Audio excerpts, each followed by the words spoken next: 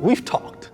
Yeah, right? We've talked. We've had conversations. You know what I'm saying? Yeah, real talk. And we know that you're a certified lover boy turned saint.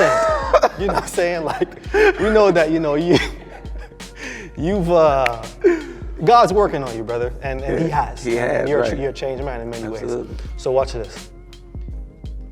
In many ways, now that you are married and you talk about discipline and how you see that hand in hand with being a Christian, right? Yeah. That's very important to you.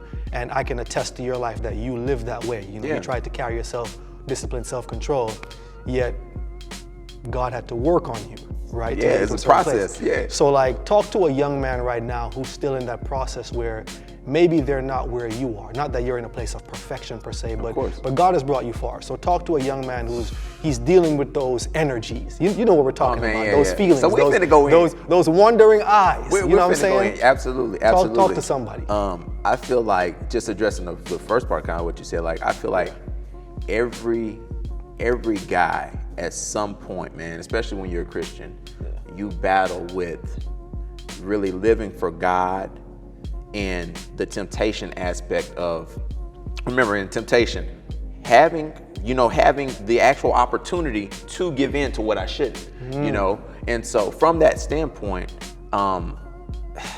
it got so real. I'm trying to figure out what part do I really want to go with this, bro. Look, just talk from your heart, brother. I mean, it's really fit to go in. Yeah. And so battling with God, what I know I should be doing and what's right in your eyes has always been something hard.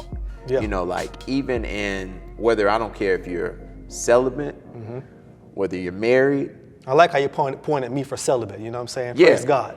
Celibate, pray for my brother right here. You know what I'm saying? We're praying for a good woman. Pray for him. But the number one thing that I could say is, when I say trust the process and don't be so hard on yourself in the sense of when you do mess up, His grace is more than sufficient. That doesn't mean abuse the grace, but it does mean that, hey, sometimes you might that temptation. You're human. Yeah, you are human. It kind of goes back to what we were talking about. I think it was yesterday. Like the Bible says, hey, He will provide an exit to flee.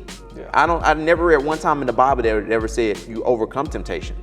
I don't know one verse that says that. Yeah. And so my biggest word that I could give on that, man, is really to just kind of stay the course. But when you fall, just get back up and pray harder. Ask for that forgiveness.